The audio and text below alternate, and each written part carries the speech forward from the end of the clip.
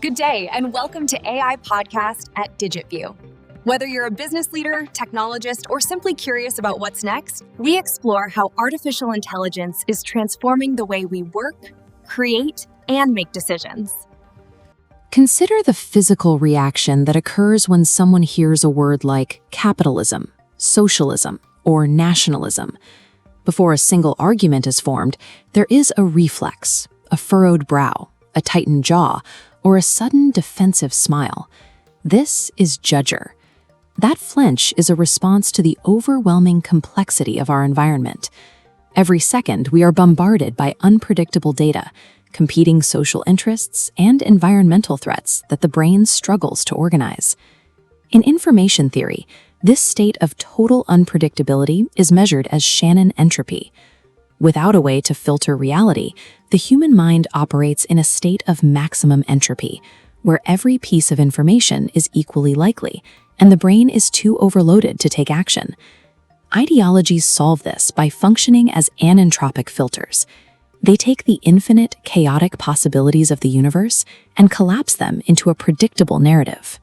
By organizing the world into a simple ism, they reduce our cognitive load and provide a sense of agency. Adopting a political ideology is a biological survival mechanism. We accept these rigid belief systems to protect the mind from being paralyzed by the chaos of reality. The term ideology began as a clinical project.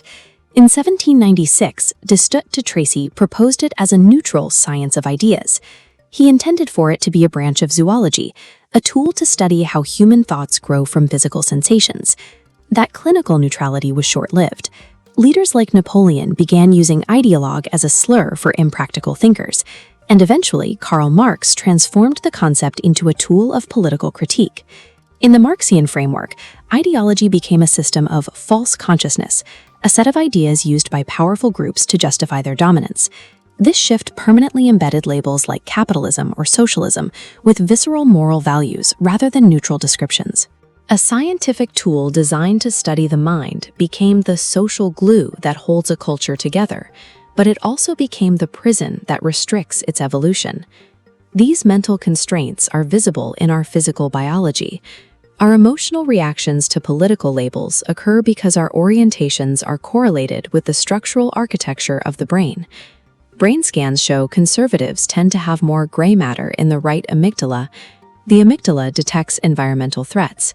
Therefore, challenges to traditional structures are processed through the exact same neural pathways used to detect physical danger. Conversely, liberals typically have a larger anterior cingulate cortex, handling conflict monitoring and uncertainty. This allows tolerance for ambiguity, but creates a higher cognitive load when forced into a rigid narrative. Partisan warfare is the outward expression of this internal neurological event, a physical clash between two different systems attempting to navigate risk and reward. To justify these biological biases, we project them onto the animal kingdom. We create fictionalized hierarchies in nature to make our social constructs feel like universal laws. The alpha male myth is a prime example.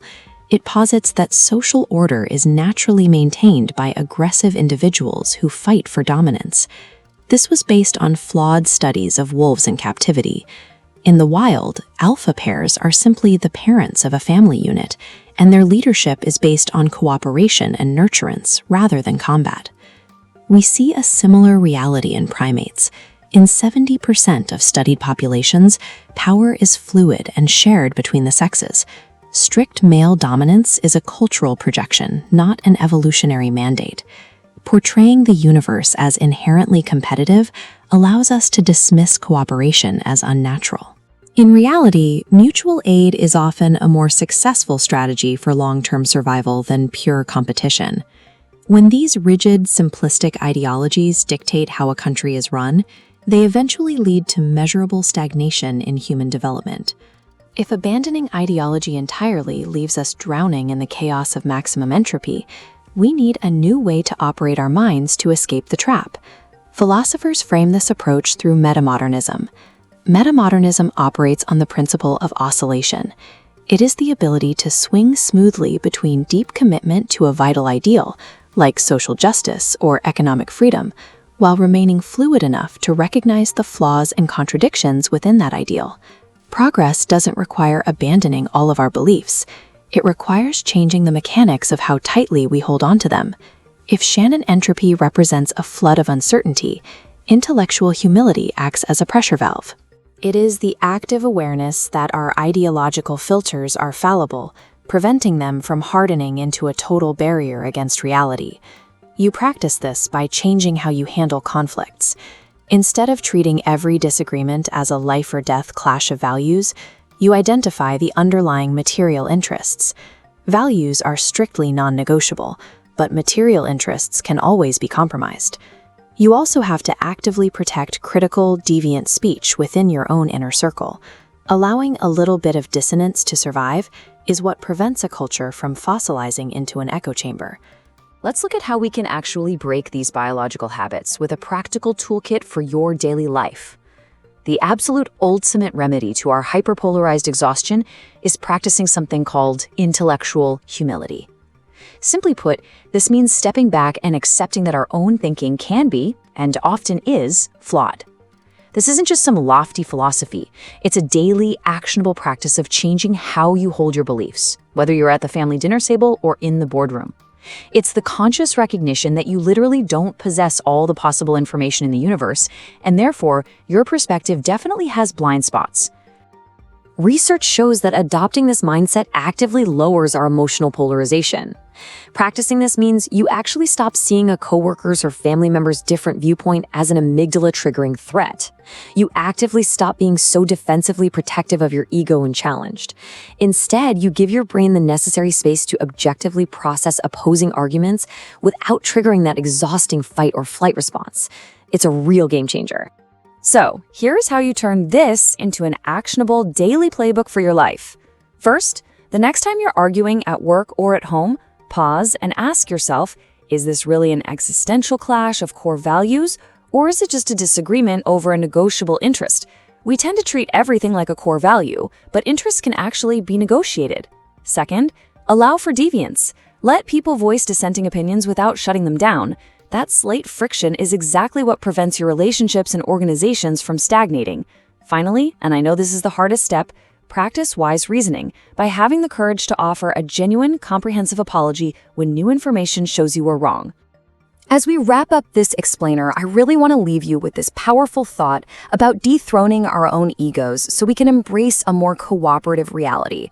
Just as Copernicus proved the Earth isn't the center of the solar system, we desperately need a revolution in our own minds. We have to realize that our specific, personal belief systems are not the absolute center of the universe. They are just highly evolved tools our brains use to reduce chaos and entropy. And once we truly realize our isms are just tools, we can finally stop being controlled by them. Because the choice of how we handle conflict is ultimately yours. You now know the neurobiology and the literal physics behind why it feels so good to be stubborn. But you also have the practical tools of intellectual humility to overcome it. The next time you feel that reflexive anger bubbling up over a disagreement, just remember, your amygdala is just trying to protect you from chaos. But you have a choice. Will you use your beliefs to build a wall to the past, or will you use your mind to build a bridge to the future? Welcome to the arena, where progress is forged in the fire of healthy debate. Together, we dismantle the complex issues shaping our society. Welcome to The Debate. If a doctor taps your knee with a rubber hammer, your leg kicks forward. It's biology. Right, exactly. It's just physiological plumbing. Yeah, you don't have to think about it. You don't need to read a book to understand it. And there is absolutely no cultural context required. Mm-hmm. The circuitry is just built in. Tap the tendon, the spinal cord reacts, the muscle contracts. It's a structural, mechanical reflex. Exactly. But what if I told you that your reaction to words like capitalism or, say, communism might be just as hardwired? Oh, wow. Okay. Right? For sociologists and policy advisors, people who are evaluating how belief systems affect long-term national stability, the default assumption has kind of always been that our political identities are purely learned. We read, we socialize, we debate, and, then we form opinions. Sure. The standard model of socialization. Exactly. But recent multidisciplinary research, And I'm talking spanning neurobiology, information physics, and historical data. It suggests something far more complex. So the central question we are exploring today is this: are the political signs we put in our front yards the result of careful, learned cultural reasoning, or are they fundamentally innate biological reflexes designed to keep us feeling safe in an unpredictable world? Man, it is a massive question, and I come at it from a different way. Okay, let's hear it. Well, while it's tempting to look for a biological origin for everything, I argue that ideologies are fundamentally learned cultural constructs. I mean, they aren't biological baselines. They are historical technologies, really, designed by humans to rationalize power structures. Right. We just have a very, very bad habit of projecting fictionalized social norms onto nature to, justify those structures as inevitable. I see why you think that, but let me give you a different perspective. Because to truly understand the architecture of belief, I think we have to look at the literal, physical architecture of the human brain. Okay. The ideological reactions we exhibit are rooted in neurobiology. When we look at structural MRI studies, we see incredibly clear neuroanatomical correlations with political orientation. Ah, you're talking about the amygdala scans? Precisely, yes. Conservatism heavily correlates with increased gray matter volume in the right amygdala.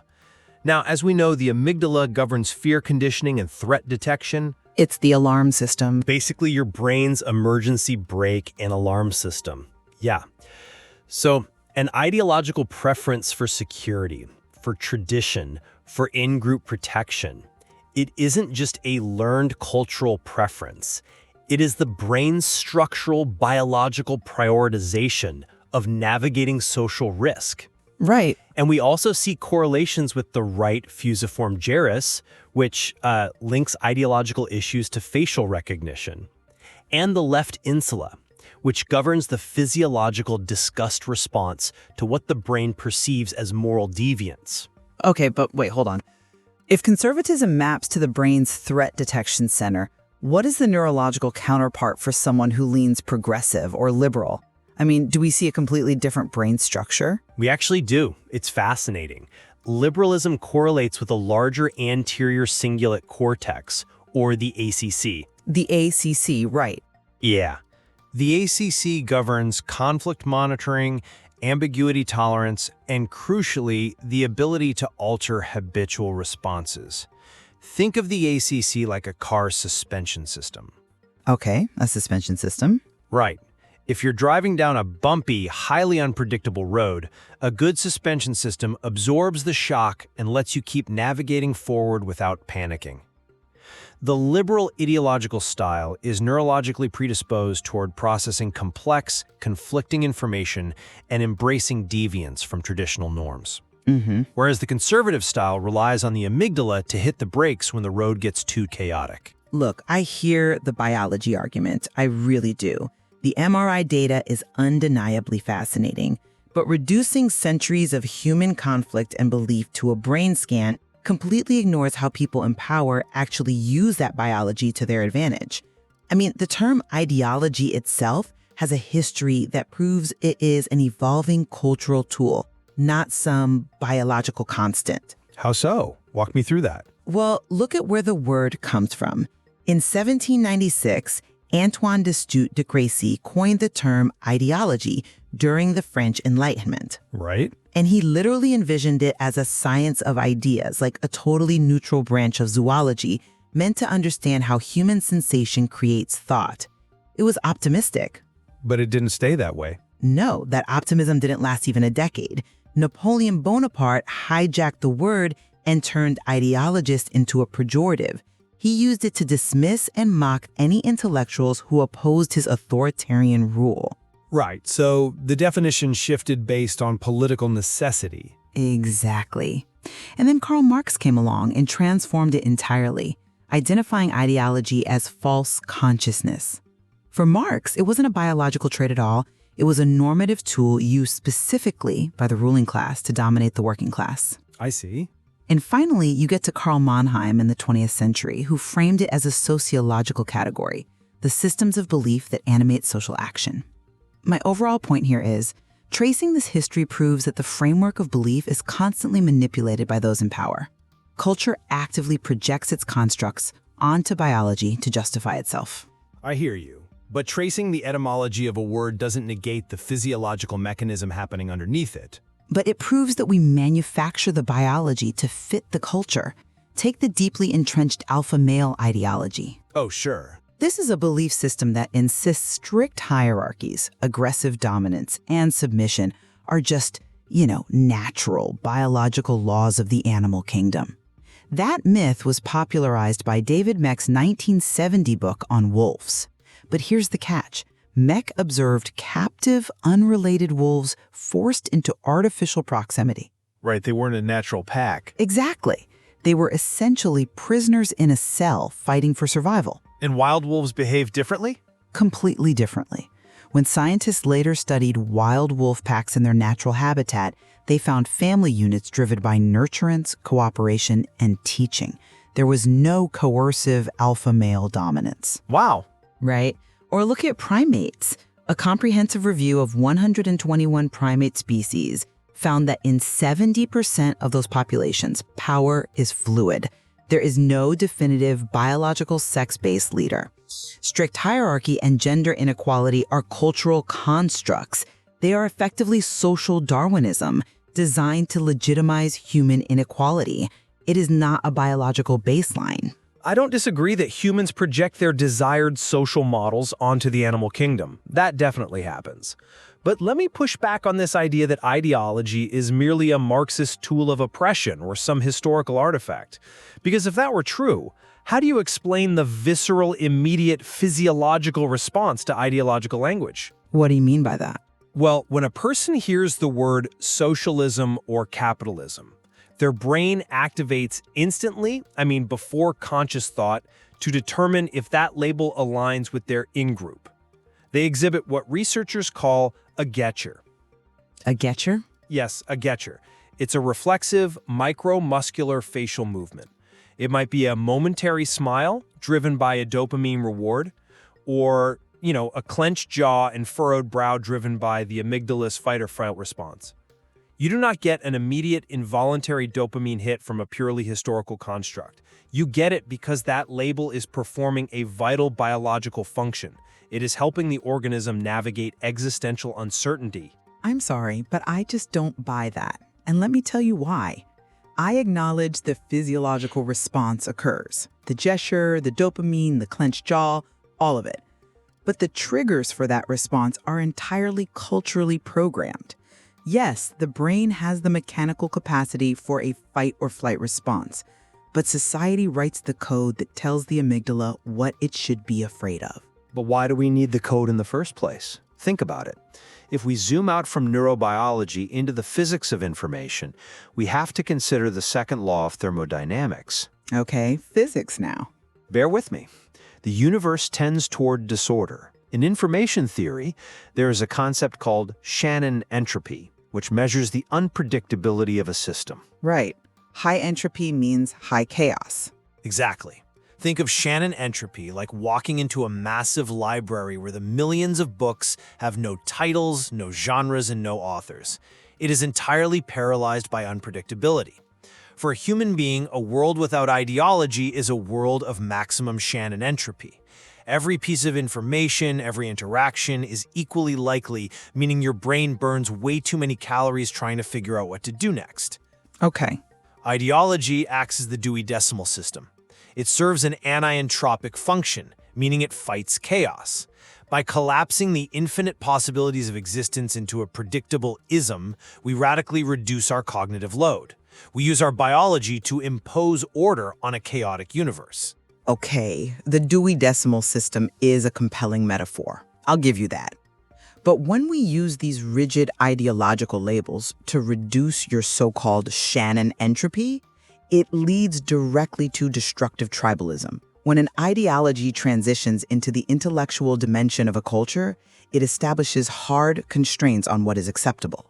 We call this the cost of justification. Meaning the cost of maintaining the belief system. Yes. And as the world modernizes, defending an obsolete ideology requires increasingly prohibitive cognitive and social costs. Take rigid nationalism in today's highly interconnected global economy. To maintain that ideology, you have to ignore vast amounts of economic reality. It suffocates individual imagination. The society becomes stuck because the ideology starts viewing individuals not as human beings with agency, but as expendable pieces of wood meant only to prop up the system. But hold on. That feeling of a society being stuck is precisely what happens when an ideological system is misaligned with the neurological architecture of its population. No, society becomes stuck because cultural ideologies actively block progress by turning conflicts of interest into conflicts of value. And this is a crucial distinction for any policy advisor listening right now. A conflict of interest is negotiable. Like resource allocation? Exactly. I want to farm this land, you want to build a road on this land. Let's compromise. But a conflict of value is existential. You are fundamentally evil, I am fundamentally good. Therefore, I must destroy you to maintain my worldview. Ideology makes violence the primary means of dealing with disagreement. Can you give me a tangible example of that transition? Absolutely. Let's look at the family level, which frankly scales up to national policy. A massive sociological study in Indonesia evaluated factors influencing tax morale, essentially a citizen's willingness to voluntarily pay their taxes and uphold the social contract. They found that patriarchal ideology was the only factor with a significant negative relationship with tax morale. That is interesting. Why would traditional gender roles affect tax compliance? Because that learned cultural rigidity fractures social trust. If your worldview is strictly hierarchical and views dominance as necessary, you view the state as a competitor or a coercer, not a cooperative partner. It breaks the social contract. That has absolutely nothing to do with biological entropy. It is a learned framework that actively damages civic duty. That's a great point, though. I would frame it differently. I'd argue that the biological predisposition to either the amygdala's tradition preservation or the ACC's deviance tolerance is the engine that actually drives those institutional shifts. Stagnation doesn't occur just because an ideology is old. Then why does it occur? Stagnation occurs when the environment demands an ACC-driven response, meaning the society needs to navigate high complexity and alter its habitual behaviors to survive, but the society is locked into an amygdala-driven feedback loop of threat sensitivity. So you're saying the patriarchy example in Indonesia is just an amygdala malfunction? I'm saying it perfectly illustrates an amygdala-driven fear of shifting social structures. When traditional power dynamics are challenged, the amygdala perceives it as a literal biological threat, creating external dissonance. It's a defense mechanism against chaos. But if we accept that it is just a biological threat response, policy advisors have absolutely no lever to pull. If it's all brain structure, we just have to wait for the neurobiology of the population to evolve over thousands of years, which is absurd. We know policy changes behavior, culture dictates the outcomes. Well, if you want to look at what actually happens when an ideology completely takes over a country's economy, we don't have to stay in the realm of theory. Moving from the theoretical mechanisms of stagnation to the measurable impacts on populations, we actually have a century of data comparing how different ideological systems impact wealth, health, and human flourishing. Let's do a rapid-fire analysis of real-world metrics, specifically the Polish experience with income inequality in the 20th century. Oh, the Polish experience is a perfect example of culture and policy dictating reality, actively overriding any supposed biological baseline.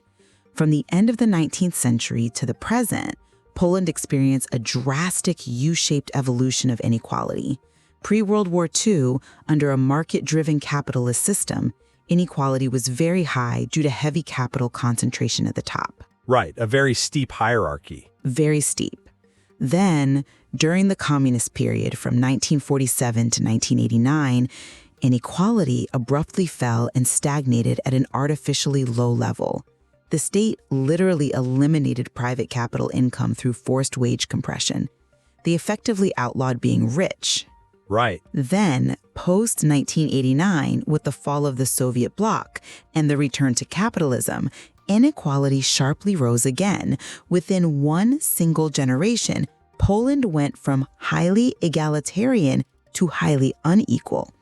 That extreme volatility proves that cultural ideology dictates resource distribution. If our economic hierarchies were hardwired into our biology, you just wouldn't see a U-shape based strictly on which regime held the capital. I would argue the exact opposite. The reason the communist period in Poland resulted in such severe economic stagnation relative to the West is precisely because that ideology ignored biological reality. Specifically, it ignored what researchers call the telodynamic self. Okay, let's strip away the heavy sociological jargon for a second. When you say telodynamic self, you're essentially just talking about a human being's intrinsic biological drive to have agency, purpose, and self-organization, right? Exactly. It's the biological drive to say, I want to improve my condition, and I need a reward for my effort. Communist forced equality suppressed top labor and capital incomes, which, looks great on an egalitarian chart. But in doing so, it entirely removed the incentive structures required by human neurobiology. When you artificially compress wages and eliminate the reward pathways for individual effort, the system eventually collapses because it cannot generate new wealth. It violated the baseline biological drive for individual agency. Okay, if wealth generation is your only metric, sure. But let's look at another metric, like actual human survival. Let's look at the Physical Quality of Life Index, or the PQL. Okay. A major 1986 study by Saracito compared 123 countries across different economic systems, and they found that socialist countries initially achieved significantly better PQL results, specifically in lowering infant mortality and raising life expectancy than capitalist countries at similar income levels. The cultural ideology of collective welfare directed resources to base survival in a way that market-driven, individualistic systems initially failed to do.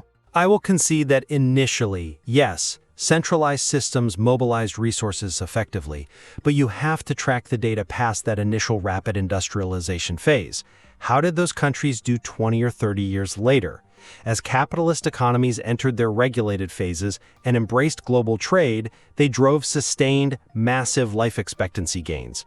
Conversely, the centrally planned systems saw a dramatic divergence. By the 1960s, they fell completely behind. Because they were culturally isolated, not biologically destined to fail. They failed because the rigidity of the socialist ideology lacked the cognitive flexibility, that ACC-driven innovation we talked about earlier, to adapt to complex, evolving global markets. But I will concede one major point where both ideological systems actually succeeded globally, and that is literacy. Yes, literacy is undeniably the great universal success of the modern era. Regardless of the ideological system, capitalist, communist, autocratic, democratic, global literacy rose from roughly 10% in 1820 to 87% today. It's a phenomenal human achievement. It really is. But even that success reveals the dual nature of ideology. Why did both deeply opposed systems champion literacy? Because it is the ultimate tool for both poverty exit and ideological indoctrination. You cannot distribute your cultural constraints. You cannot reduce the population's Shannon entropy if they literally cannot read the propaganda. Literacy allowed ideologies to scale. Which brings us back to the inherent danger of these systems.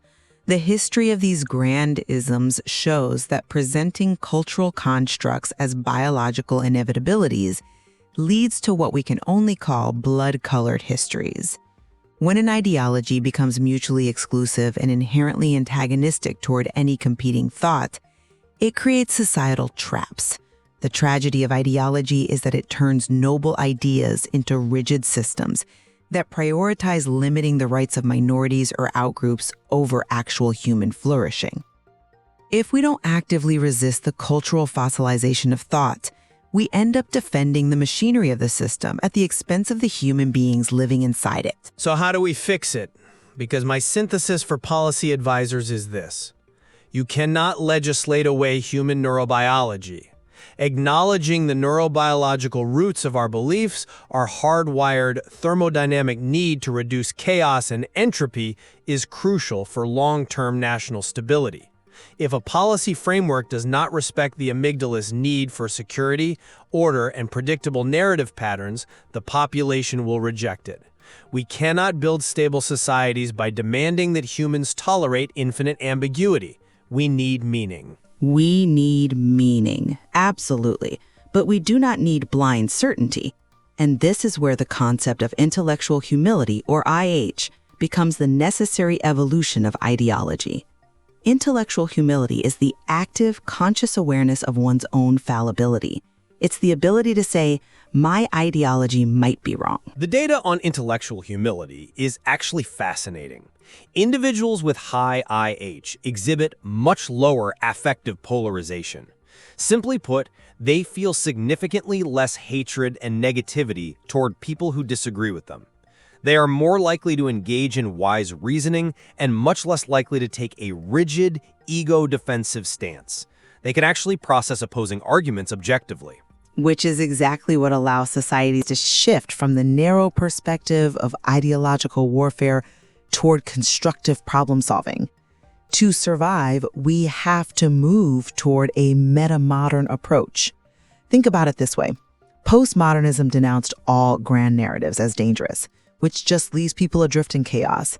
Metamodernism acknowledges that these grand narratives, these ideologies, are necessary for us to find meaning, but it requires a constant oscillation. An oscillation between firm belief and post-ideological doubt. Exactly.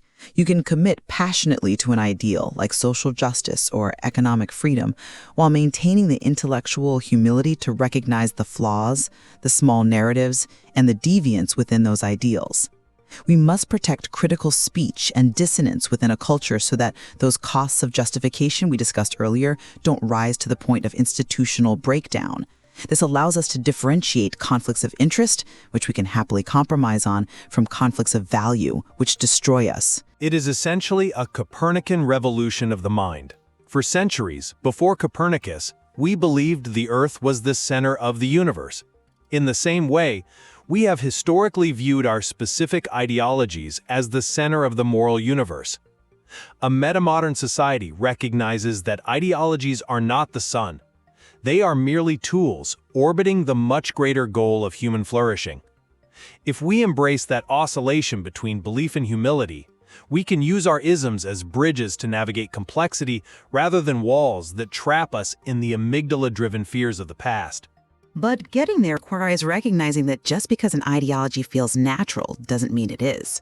We have to stop projecting our desired social hierarchies onto nature just to avoid the incredibly hard work of building a more equitable, adaptable culture. We leave it to you to weigh the evidence. Is the biological drive for meaning the primary engine of our beliefs, or is the cultural construction of power pulling the strings? There's much more to explore in the source material regarding the fascinating intersections between biology and culture, but think back to that doctor's office we started in. When you feel that sudden flare of anger or that surge of tribal pride at a political label, is the reflex hammer tapping your knee, or is the hammer tapping the culture that built you? A question well worth sitting with. Thank you for joining us. The future is here. AI podcast at DigitView.